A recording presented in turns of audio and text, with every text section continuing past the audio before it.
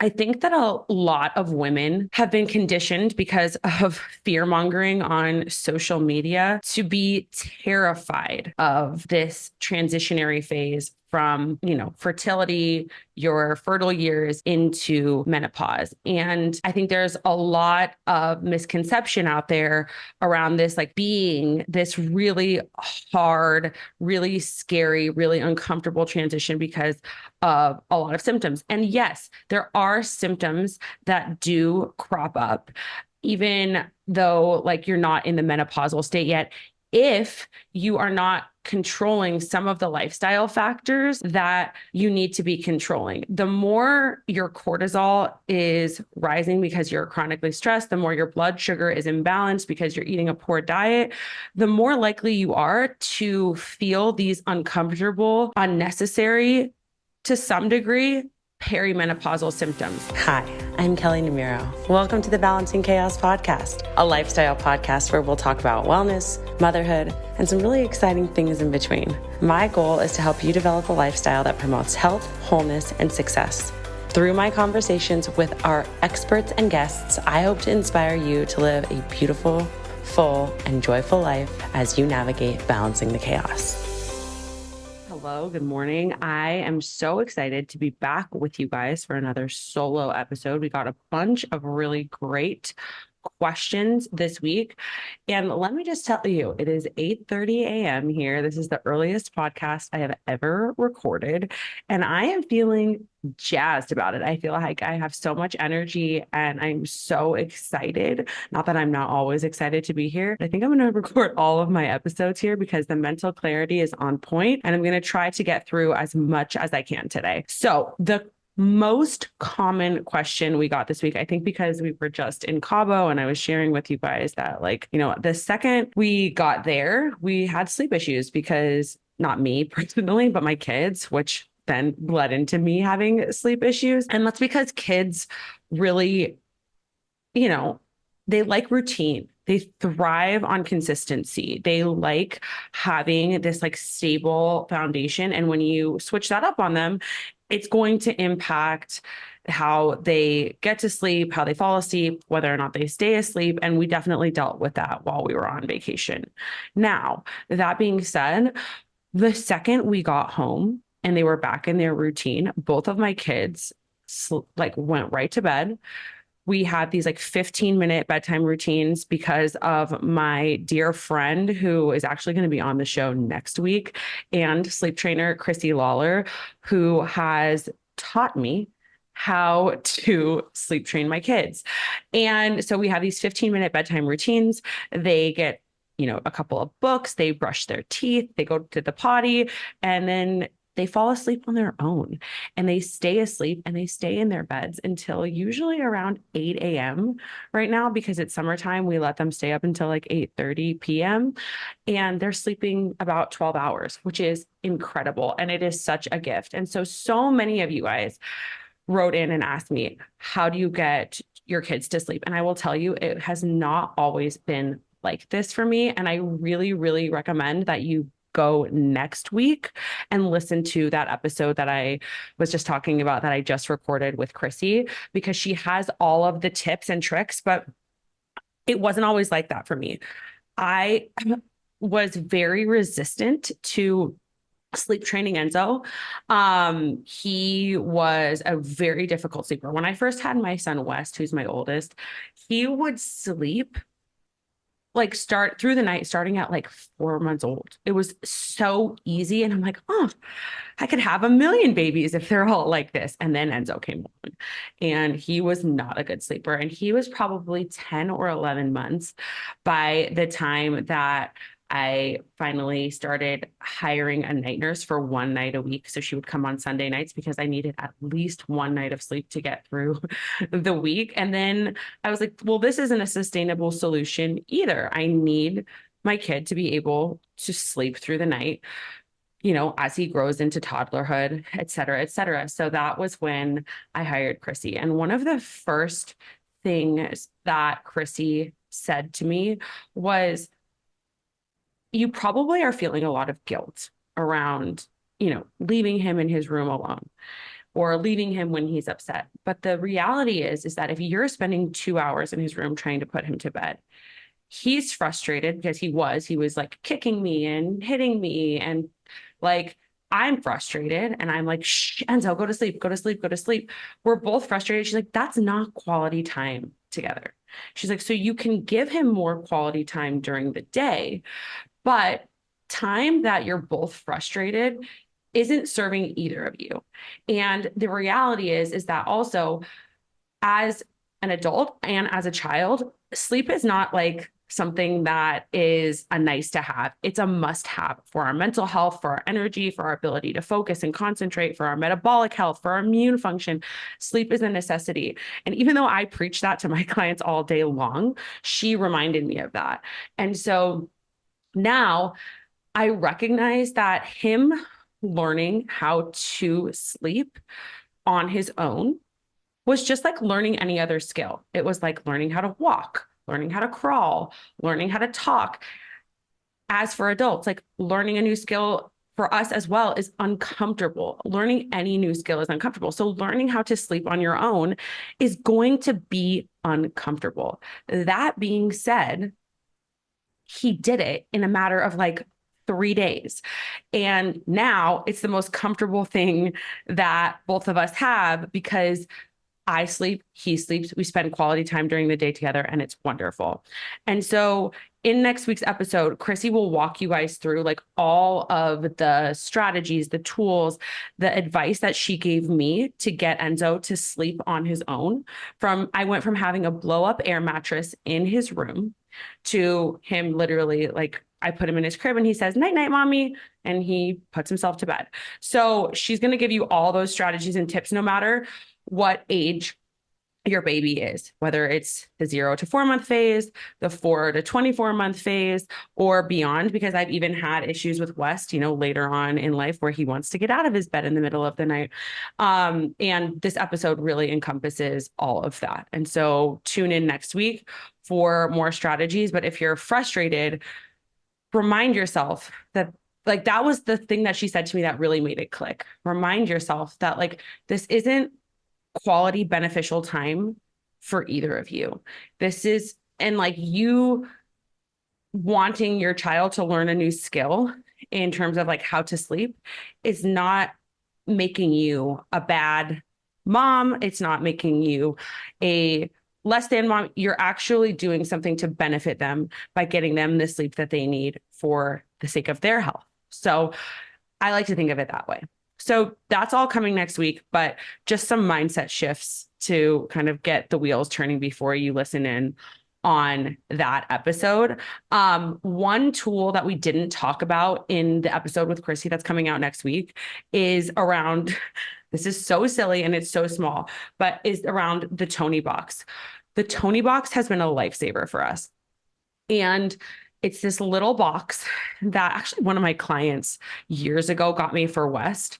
And we never started using it until probably this last, year.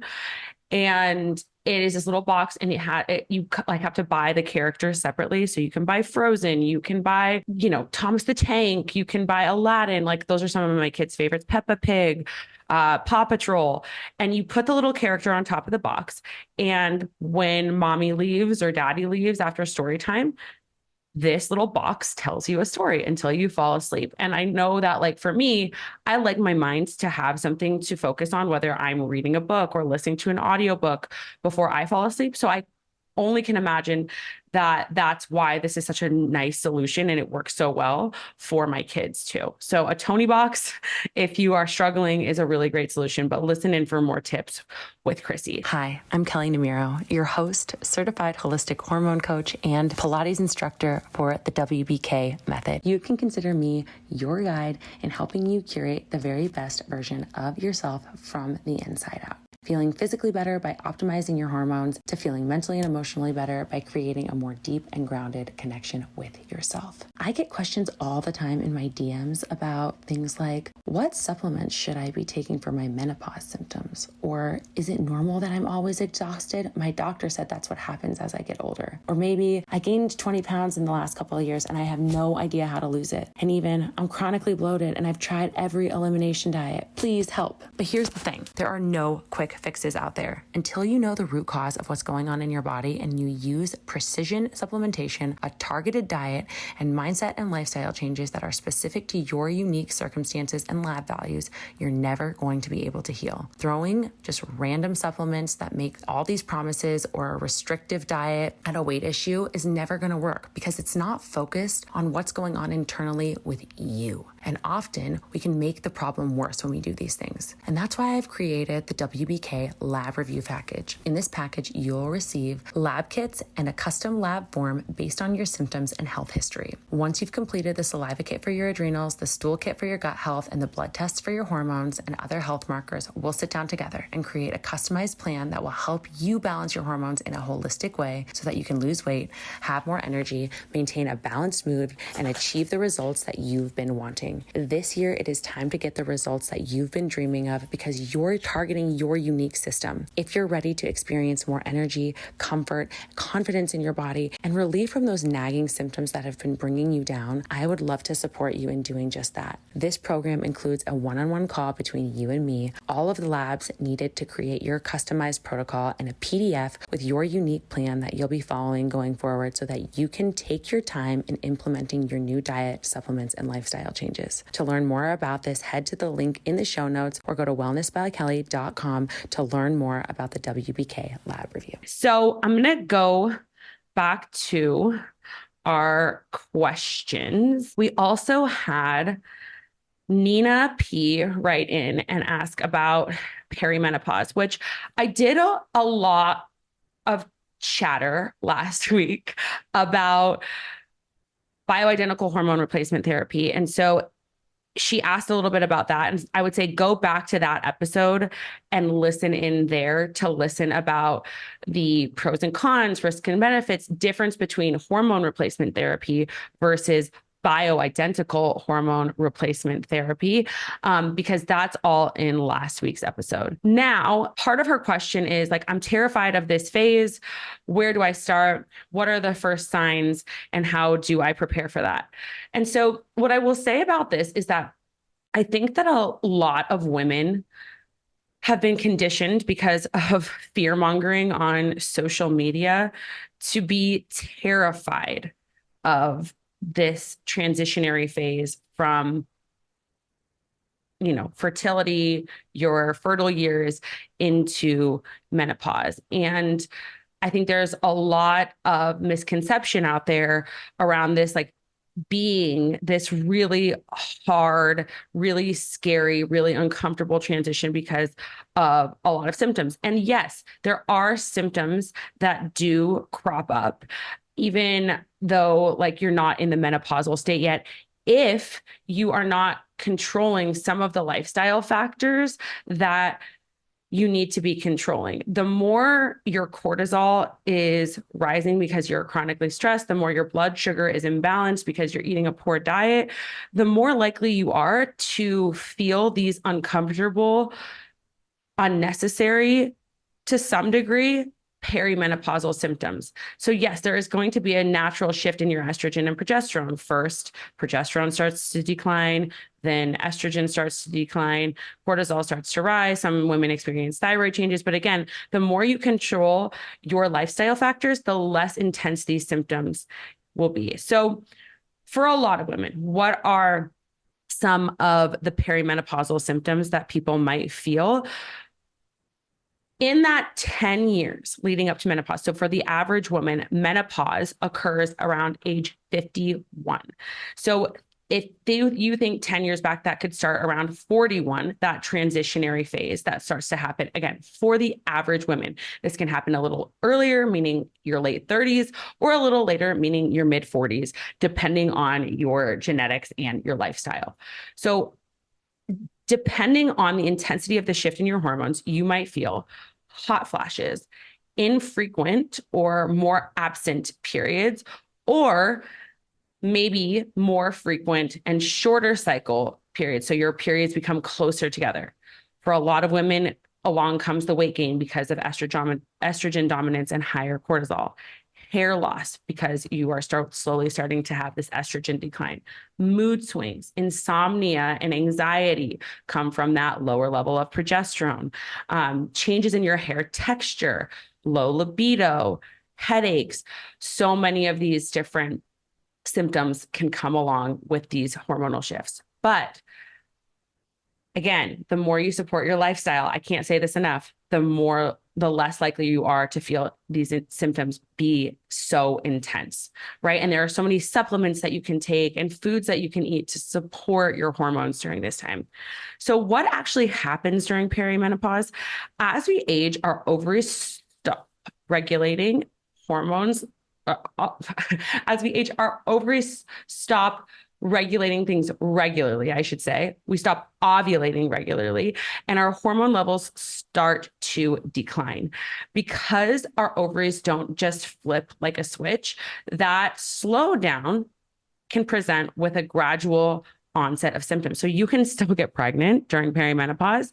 You are still ovulating for most people, but just less often. And so, like I said, if you are younger than 42 and your doctor tells you that you are in perimenopause, without looking at your hormones, you want to ask why. You want to do the proper testing, whether you're looking at your FSH levels, whether you are looking at your estrogen to progesterone ratio. Don't just guess. Make sure that you are getting to the root cause of what's going on with your hormones so that you can treat it in the right way. So when we think about the first signs of perimenopause, they're typically really subtle. Some women start to feel a little bit more tired. Some people start to feel like they are overreactive and really emotional, which can be usually dismissed as like very intense PMS. But then you start to have those shorter menstrual cycles because your progesterone levels are not as high. And then you may start feeling like you can't sleep and your hair is falling out and your skin might be dry. These are all really good signs that perimenopausal symptoms, especially if you're in your early 40s, is starting to kind of take hold. So when you think about options, there are a ton of different options that you can go about. And I always recommend the lifestyle options to help alleviate symptoms first. If your diet is not in order, if you are chronically super duper duper stressed, you can take bioidentical progesterone to try to balance out your estrogen levels, but it's not going to be as effective as if you are actually implementing lifestyle changes first. So there are so many things, like I said, supplement wise, that you can start taking before you go to that bioidentical hormone replacement therapy. Maybe you start taking black cohosh for help with reduction of hot flashes. Maybe you take some Vitex to help with boosting progesterone levels. Maybe if you are somebody who is struggling with hair loss and hair thinning, you might need a little bit of DHEA. Again, all things that you want to test for. You want to test DHEA, you want to test progesterone, you want to know what your hormone levels are before adding these things in. But there are so many good supplements to test out before even going to bioidentical hormone replacement therapy. When it comes to your nutrition and your lifestyle as you're in this transition, you really want to prioritize sleep hygiene. And I cannot stress the importance of this enough, because most people who are going through perimenopause tends to have insomnia or struggle with sleep to some degree, but then they're not willing to put down their phones or turn off their screens at night. Turn off your screens, turn the lights down an hour or two before bed, read, relax, stretch, take a bath, but you have to do the things that are actually going to allow your body to produce melatonin so that your cortisol levels can be normal. Because again, the more high and dysfunctional your adrenals and your stress hormones are, the harder it is to boost your progesterone level, which is going to make you feel calm and make you feel like you can sleep and make you feel like you don't have this intense amount of weight gain happening in your 40s. And so that leads me to my next point, which is you need to manage your stress. So again, meditation, setting boundaries, making sure you're prioritizing self-care. All of these things are really important as you have this transitionary period. You have to prioritize a diet that is rich in whole foods. I probably talk about this on every solo episode, but when we think about getting the nutrients that your body needs, because nutrients are the building blocks of hormones, if you're eating a bunch of processed, crappy food, you're not going to have the nutrients that your body needs to produce the hormones that you want to have to make you feel good. You have to have regular, consistent exercise to maintain that lean muscle so you can maintain your metabolic health and that, efficiency at burning calories so that you don't gain more weight during perimenopause. There are so many lifestyle things that you can do. And when you think about, again, hormone replacement therapy, that should be after you've tried implementing all of these different things. And when I say hormone replacement therapy, I only would recommend bioidentical hormone replacement therapy if you're going to do one. So really think about all of that as you enter into this transitionary phase, knowing what your age is, really connecting with your body, understanding what your hormone levels look like. You really should be working with a functional practitioner in order to understand your hormone levels and to understand where your body's at so you can treat the root cause. Because for some women, again, estrogen might be high and progesterone might be low at the beginning of perimenopause. But for some women at the later stages of perimenopause, both of those hormones might be low. So you have to understand where you're at so you can do the right things. And while it's true that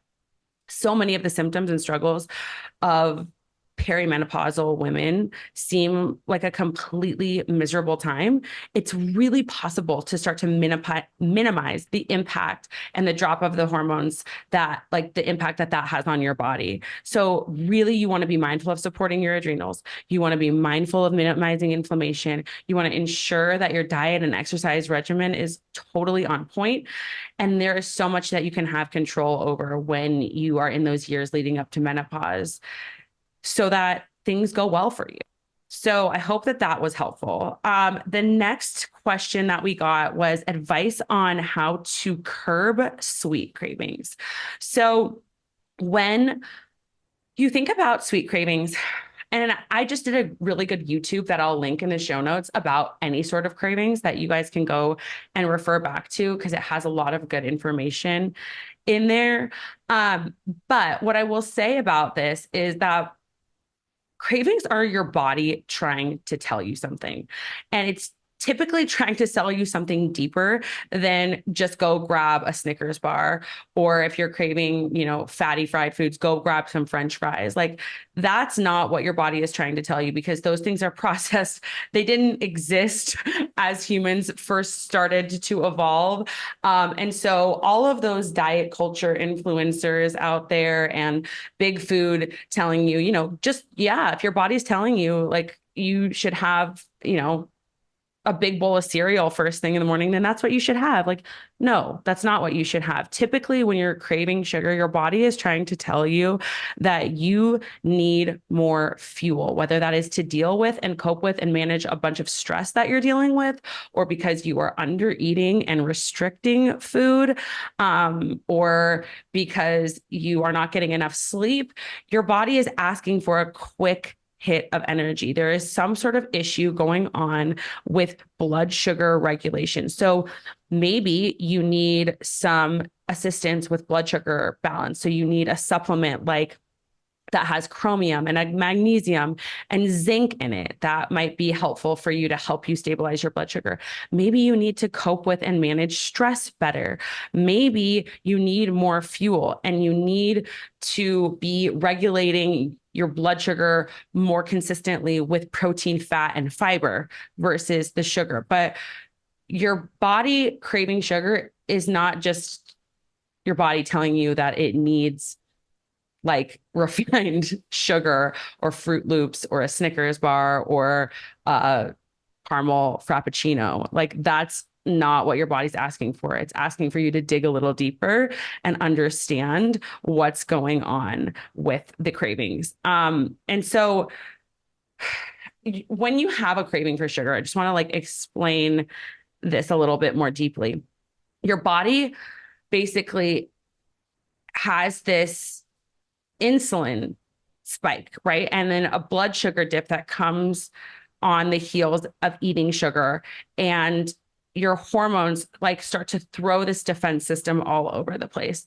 That's if you're somebody who is constantly eating sugar all of the time to cope with and deal with these cravings. And a lot of people aren't even aware that they're eating a lot of sugar. A lot of people are like, oh, I don't really eat that much sugar, but you don't know it because it's hiding in things like maltodextrin and fruit juice concentrate and things that are, again, packaged and processed.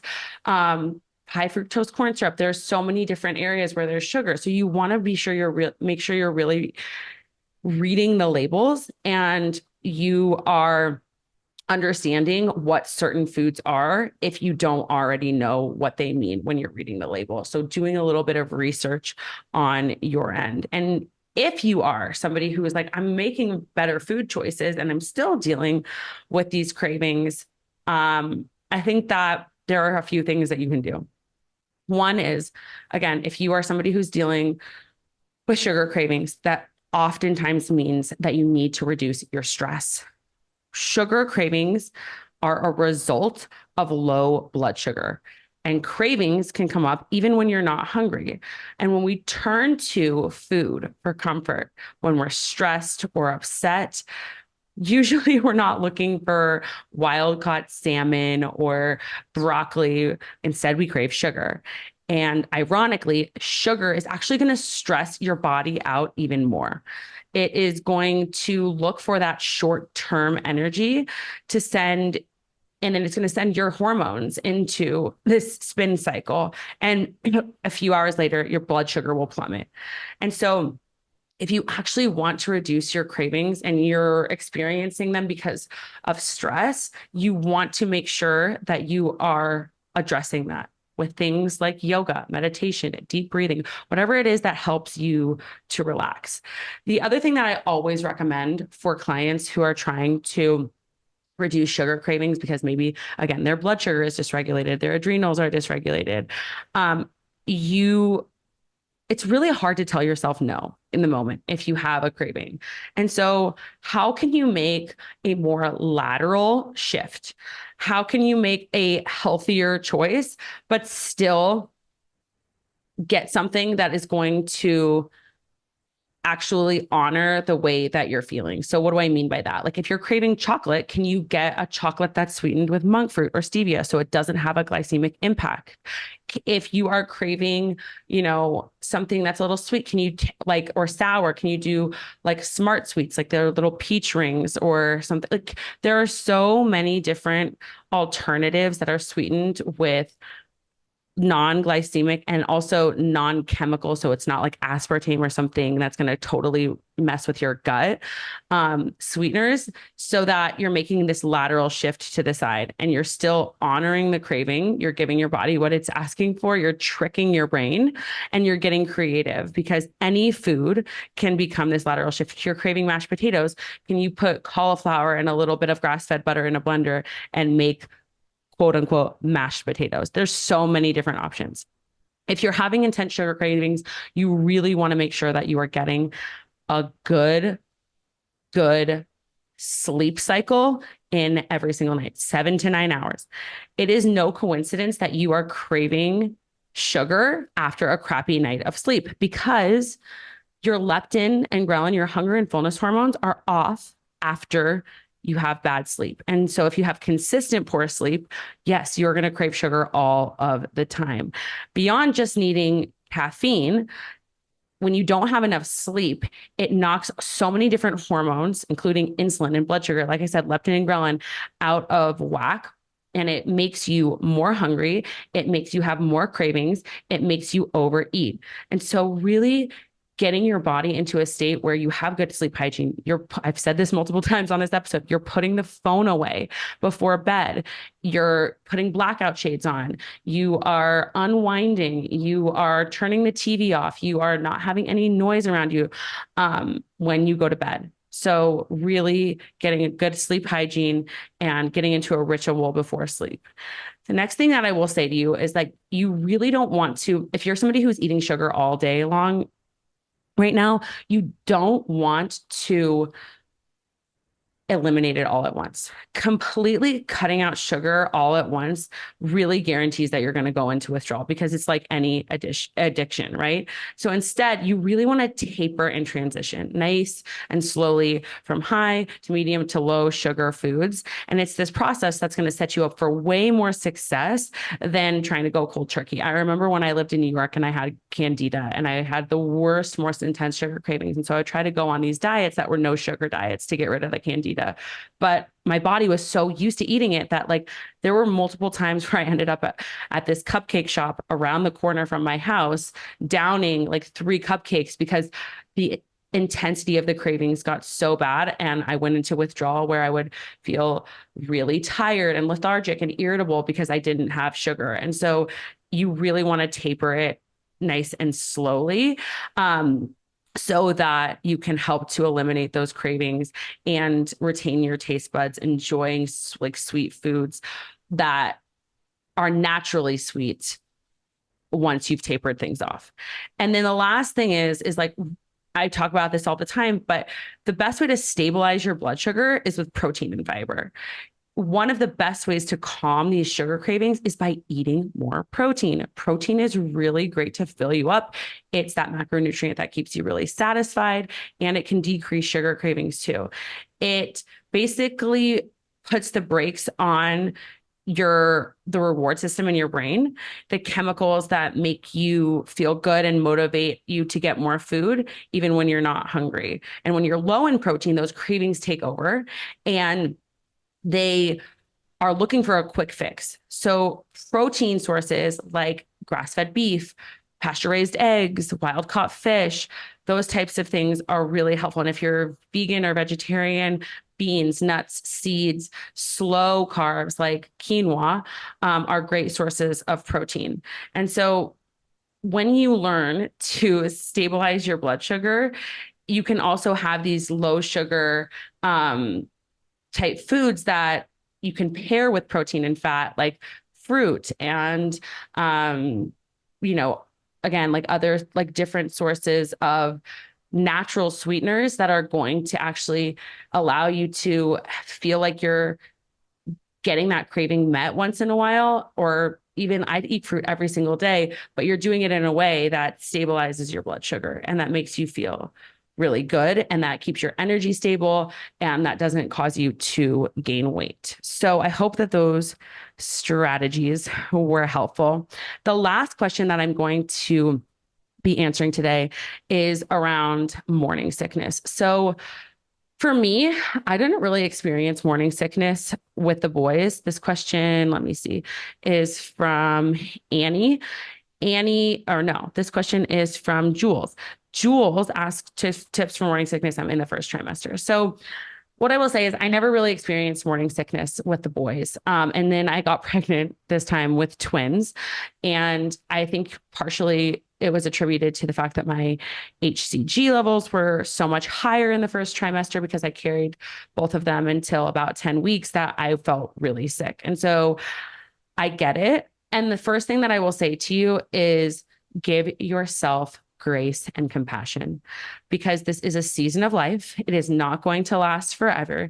And if the only thing that sounds good is crackers, then eat the crackers and give yourself grace and compassion, because your body is creating a human. Your body is creating new life. This is oftentimes a part of that, unfortunately.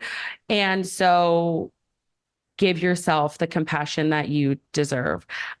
Typically, for most women, morning sickness will end about week 14 to 16. And so there is light at the end of the tunnel. There is hope there. And really just remembering that this is a small portion of what it's going to take to create this new human is really important. That being said, I know you don't want to feel like crap for the next 12 weeks or however long, however far into your first trimester you are. And so thinking about eating before you get out of bed, what I would do sometimes is just like keep some crackers on my bedside, some other bland food on my bedside in order to ease the nausea or just like make it manageable. I definitely try to not go for more than 3 hours without eating a snack. Smaller meals throughout the day instead of these large meals are going to be so much better for the nausea. I know that it can be hard because even water can sound icky sometimes, but try to drink water and just sip on water throughout the day, adding a little bit of lemon or fresh ginger juice to make it a little more appealing. And ginger also helps with nausea. You want to try to take your prenatal with the heaviest meal of the day. So usually that's for most people, that's dinner rather than in the morning. It's helpful to take your prenatal at night because sometimes prenatals can enhance that nausea. So you're about to go to bed, and then you don't have to really deal with it or think about it. I would say don't beat yourself up about not being able to get exercise in. A lot of women can resume their workout routine after the first trimester, but don't beat yourself up if you can't get it in. Even a long walk or a prenatal yoga class is a really great option if you're just not feeling up to the normal things that you do. Now, if you can get a walk in, or again, like prenatal yoga, something gentle and easy, which we have a bunch of classes like that on WBK, prenatal friendly, like low impact classes. Exercise can help control the nerves that contribute to nausea and regulate hormones to improve your appetite. You can also try ginger tea. This is something that I made almost every night in my first trimester. And I would just take a real ginger root. I like making it at home because it's much better for you and your hormones. And rinse like a piece of ginger root really thoroughly. You can peel it, add it to the blender, put some water in there, some warm water, and then strain it into a large mason jar, add more hot water, and you'll have it for a couple of days. So that's a good one. Peppermint tea is also a good one to drink. Peppermint is really soothing for your stomach. It helps with morning sickness and nausea. It also helps with things like indigestion and heartburn if you're dealing with that during your pregnancy. And then when I think about foods to include, I really craved fruit in my whole pregnancy, not just the beginning. And highly nutrient dense fruit, it's filled with fiber and water and antioxidants, and it's great for morning sickness if that sounds okay. Starchy vegetables also are great, like sweet potatoes, yams, parsnips. They all contain these complex carbs that are really easy to digest and contain a ton of essential nutrients. Bone broth is super high in nutrients and collagen and electrolytes, which are all super helpful for easing nausea. And then you want to try to get a good amount of foods that have B6 in them because B6 is really effective in reducing nausea and helping with vomiting. Even taking a B6 supplement can be helpful. Obviously, ask your doctor, but that's something that's helpful as well in order to be able to help deal with nausea. So if you think about B6 foods, if you want to try the foods first, like turkey, pistachios, beans, avocado, chicken, sunflower seeds, all have B6 in them. But again, I took a B6 supplement and that was really helpful for the 6 weeks that my nausea was really bad. You obviously want to avoid things that are strong tasting or strong smelling. So maybe, that steamed broccoli is really nutrient dense, but it's not going to agree with your stomach for the next few weeks. So just cut them out and don't feel any guilt about it. Let it go. And your body will tell you when it's time to come back to those things. You really want to try to avoid greasy, fatty foods. Those things are much harder to digest. And it is going to wreak havoc on your digestive system, making the nausea worse. So sometimes it might sound good to have a greasy piece of pizza or a big greasy donut, but those things are going to make the nausea worse in the long run. You also want to really avoid salty, processed, packaged foods. Most packaged foods are high in salt and artificial ingredients. They're not good for your body. They're not good to or easy for your digestive system to digest. So avoid those things as you are in this phase. So I think that was all of the questions that we had for today. Next time, we're going to talk a little bit about cholesterol. We're going to talk a little bit about PCOS and testosterone and androgens. We'll talk a little bit about prepping healthy food for your kids. So that's on the next solo episode. If you have any other questions, you can submit them on Instagram to us. We do a weekly question roundup, trying to gather all the questions we answer, the most common things that we get for the most part. And this is just like the most fun for me. So I hope that you guys get a lot out of it. I hope that you enjoyed this. The one last question that I just want to address that's really quick is, if I work with women over 60, and the answer is absolutely yes. My clients range in ages from 20 to 70. Like, I've had clients of every single age. And it's so fun for me to get to help women, no matter what stage and phase of life, what season of life they are going through, whether that is PMS, period pains and problems, fertility, hormonal imbalances, perimenopause, menopause, and beyond. I love working with women of all ages, because there are so many different things that we can do no matter what stage of life you're at and no matter what imbalance you're dealing with. So again, please leave us a rating and review if you enjoyed this episode, and comment your questions for next week's episode in our question box on Instagram. And I will see you next week. I really hope that you enjoyed that episode. You can follow me on Instagram at Wellness by Kelley, or head over to our website, wellnessbykelly.com. Sign up now for the Wellness by Kelley 7-day free trial on our app, or head over to our course and now get 20% off the course or 10% off of the membership with the code Balancing Chaos, all one word, BALANCINGCHAOS. In our course, you'll get access to an emailed lab review plus protocols built out to help you heal with whatever hormonal imbalance you're struggling with. With our membership, you'll receive a library of content with our app with low-impact workouts, blood sugar balancing recipes, and mindfulness meditations, all designed to help you balance your hormones and help you feel like you are living your most beautiful, joyful, and vital life. If you like the show, please leave a rating and review. That is the best way to help the show grow and get to more listeners. We hope you enjoyed, and I will see you next week.